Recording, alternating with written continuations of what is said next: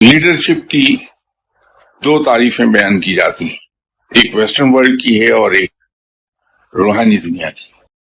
अगर एक वेस्टर्नाइज्ड इंग्लिशाइज्ड आदमी लीडरशिप की तारीफ करेगा कि वो शख्स हुक्म नहीं देता, लीडर हुक्म नहीं देता कि लोगों से अपनी बात मनवाता है।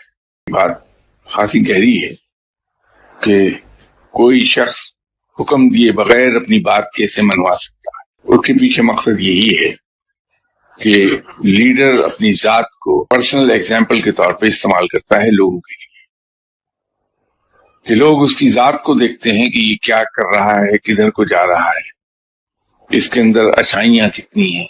लोग उसके अकीदतमंद होते हैं, तो उसके बगैर कहे उसको फॉलो करने लगते हैं।